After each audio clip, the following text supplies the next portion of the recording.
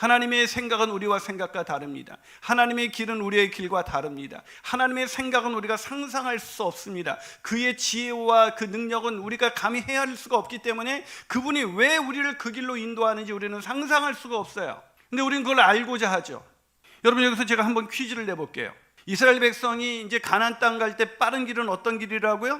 블레셋 길. 그런데 돌아서 가는 길은 어떤 길이에요? 광야의 홍해길입니다. 그래서 광야로 해서 걸어가는 길은 훨씬 멀어요. 그럼 하나님이 어느 날 이스라엘 백성에게 딱 나타나셔서 꿈과 환상 중에 모두에게 나타나서 너희들은 광야의 홍해길로 가라, 이렇게 말씀하셨겠죠. 그렇죠? 제가 말씀드릴게요. 하나님이 분명히 너희들은 일로 가면, 블레셋 길로 가면 너희들 다시 애굽으로 돌아갈 것 같으니 광야의 홍해길로 가라라고 말씀하신 건 아니겠죠. 그렇죠? 우리가 상식적으로 생각해도. 그러면 이들은 왜 광야의 홍해길로 갈았을까요? 생각한 것입니다. 스스로. 야, 블레셋이잖아. 절로 가면 쟤네들한테 맞아 죽을 것 같아. 그래서 광야의 홍해길로 간 거예요. 누가 결정한 거예요? 이스라엘 백성이 선택한 것입니다. 근데 누가 인도하시는 거예요? 그게 하나님의 인도하심이에요. 할렐루야. 이게 하나님의 주권과 인간의 자유주의 연장선상이에요. 그게 역설적인 진리입니다. 우리가 선택했는데 사실은 하나님이 인도하고 계시는 거야. 우리는 자꾸 하나님의 인도하심을, 어느 날 하나님이 나타나서 자꾸 막 기도하다가 큐티하면 그날을 왠지 음성이 들려가지고 오늘 그거 사라, 사지 말아라, 투자해라, 하지 말아라. 하나님이 얼마나 바쁘겠어요? 왜 하나님의 인도하심을 그렇게 생각하세요? 하나님 우리에게 뭘 주셨어요? 자유의지를 주셨어요. 하나님 우리가 결정하도록 하십니다. 결정한 그 길을 하나님이 인도하시는 거예요. 그럼 우리가 길을 걸어갈 때 그럼 어떻게 그러면 아무 길이나 막 가도 되나요? 아니죠. 어떻게 해야 돼요? 하나님이 뜻을 구해야 되죠. 그 뜻이 어디 있어요? 오늘 본문에 있다 나오지만 구름 기둥과 불 기둥, 우리 지금 있어요, 없어요? 없어요? 구름이 있던데? 구름 기둥과 불 기둥은 없어도 우리에게 뭐가 있어요? 하나님의 말씀이 있잖아요. 할렐루야. 그러니까 오늘도 이 말씀을 너희들이 무엇보다도 예배하는 인생에 대한, 오늘 예배의 자리에 나오는 거 하나님의 뜻이 아니에요. 뜻이죠. 여러분, 오늘 여기 예배의 자리에 나올 때 오늘 저녁에 밥 먹는데 너희들 오늘 절대로 금요 예배 빠지면 안 된다 하셨죠? 아니, 그럼 왜 나오셨어요? 예배 가기로 누가 결정한 거예요? 저와 여러분이 결정한 것입니다. 아멘이십니까? 근데 결정했는데 이게 오고 보니까 누가 인도하신 거예요? 오고 보니까 나한테 꼭 맞는 말씀이었네. 할렐루야. 하나님이 오늘 금요 예배 가게 하신 이유가 있었구나. 안 갔으면 큰일 날 뻔했네. 할렐루야. 이렇게 쉬운데, 와, 어떻게 이렇게 쉽게 설명하죠? 할렐루야. 별로, 할렐루야. 정말 감사한 거예요. 여러분, 이게 쉬운 게 아니에요, 이게. 여러분, 우리가 하나님의 인도하심을 자꾸 우리는 어떤 구체적인 내 선택에 하나님이 강제로 사인하고 그냥 끌어가도록, 그게 인도하심이 아니에요. 하나님은요, 하나님이 우리의 자유의지 결정을 존중하십니다. 아무리 우리가 결정해도 하나님의 통치권 아래에 있어요. 우리가 실수하는 순간에도 하나님이 우리를 인도하십니다. 아멘이십니까? 그런데 그 하나님의 인도하심을 더 제대로 받으려면 어떻게 해야 되느냐? 하나님의 인도하심이 하나님의 뜻이 적혀 있는 말씀대로 살면 돼요. 저는 제가 몇 번의 인생의 경험을 통해서 제가 이제 확실히 알게 된 거예요. 하나님은 제 인생의 가장 최선의 길로 인도하신다. 제가요, 우리 모교회에서 이렇게 사역을 할 때 늘 모교회를 떠나고 싶었어요. 선지자가 고향에서는 이 대접을 받지 못하지 않습니까? 나를 이난이 형제라고 불렀다가 이난아라고 불렀다가 전도사님이시지 인지마 이러니까 저 정체성이 막 헷갈리죠. 게다가 저도 그 사례비도 이렇게 되게 힘들었어요. 그러니까 이게 사례비를 10만 원 가지고 이렇게 살려고 그러니까 그것도 생활이 되게 어렵고, 특히 결혼을 해서는 더더욱 어려웠어요. 그런데도 이제 교회가 어려우니까 떠날 수 없어서 제 나름대로는 어떤 생각을 했냐면, 그래도 내가 의리는 지켜야 되니까 졸업할 때까지는 떠나지 말자 이러고 이제 버텼죠. 졸업할 때 딱 떠나려는데 우리 목사님이 총회장님이 되셨어요. 그러면서 저를 부르더니, 이난이 형제, 지금 다 이렇게 사람들이 없으니까 당신이 우리 교회 꼭 필요하니 제발 남아주게. 저는 이제 어느 교회 갈까 기도하면서 궁금해했었는데 목사님이 그러는 거예요. 하나님이 여기 남으시라나? 저는 모르죠. 그러니까 어떻게 알겠습니다, 있겠습니다 했는데, 목사님이 갑자기 12월 31일 날 송구영신 예배 드리기 전에 저를 불러요, 다급히. 또 왜 부르십니까? 가봤더니 분위기가, 느낌이 이상했더니 안수집사님 12분 중에 한 사람이 반대를 한대요, 저를. 그 고민을 하시는 거예요. 11대 1로 끝내면 되는데 고민을 하시는 거예요. 하나님이 떠나시나구나. 그래가지고 그 목사님, 제가 떠나겠습니다. 걱정하지 마십시오. 그래서 제가 떠났죠. 그때 이미 사역지가 대부분 11월에는 대부분 결정이 되니까 갈 데가 없어진 거예요.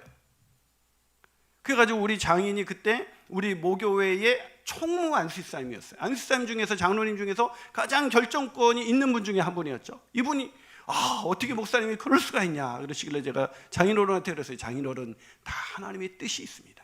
하나님은 가장 좋은 길로 인도하십니다. 목사님 통해서 하신 거니까 절대 목사님 어렵게 하시면 안 됩니다. 그리고 포문 잡았는데 나오고 보니까 갈 데가 없어.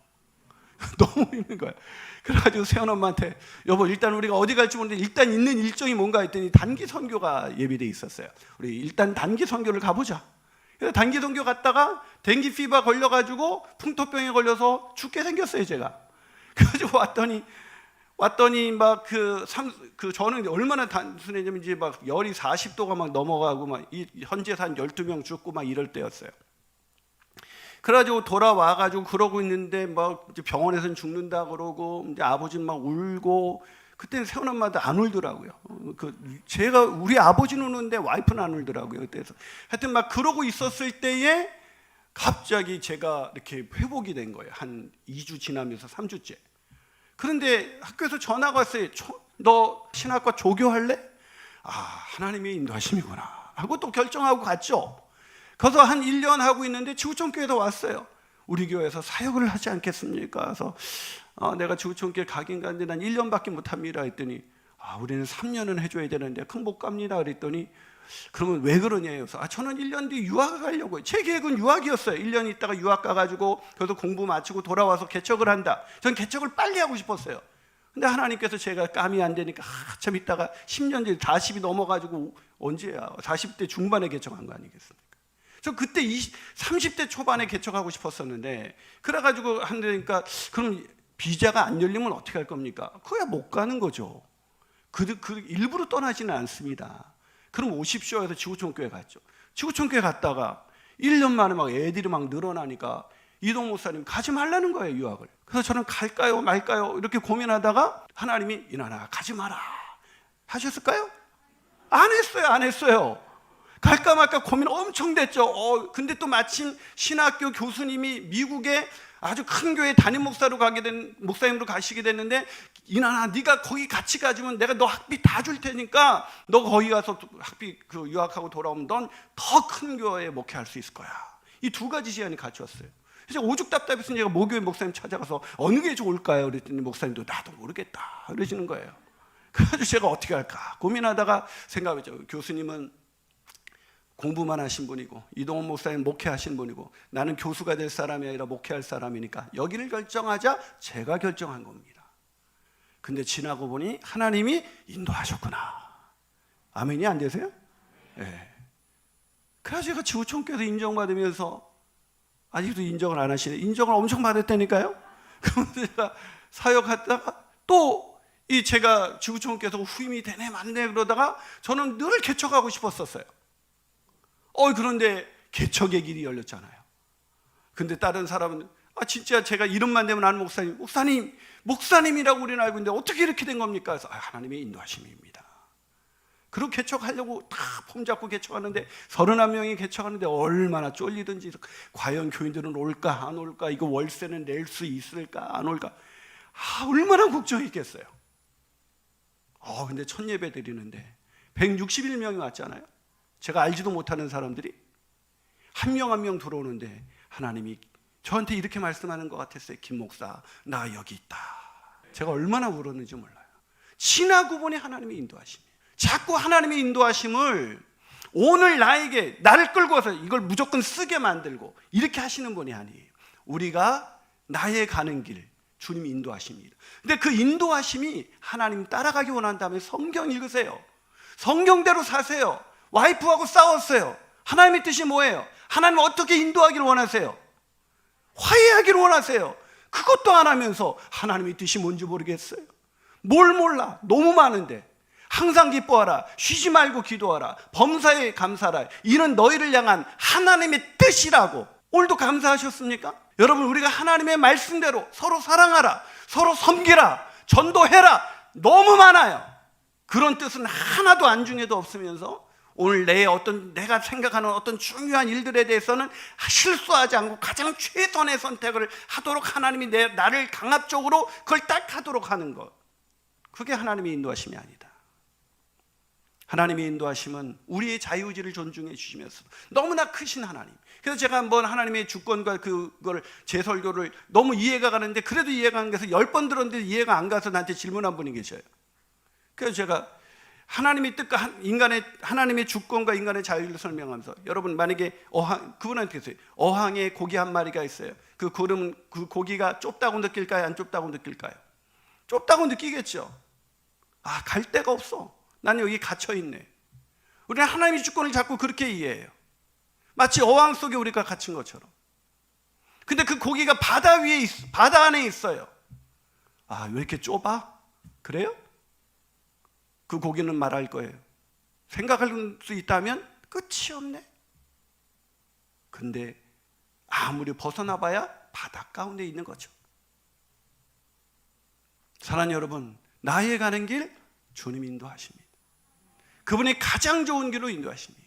가장 선한 길로 인도하십니다. 구름 기둥과 불 기둥보다 더한 기둥이 우리 가운데 있습니다. 성경 기둥이 우리 가운데 있습니다. 날마다 말씀을 묵상하며 그 말씀대로 살아갈 때, 그리고 말씀을 묵상하고 우리가 의지로대로 결정했을 때 그 길을 하나님이 축복하시고 그 길이 잘못됐다면 우리를 인도해 주시는 참 좋으신 하나님이신 것입니다.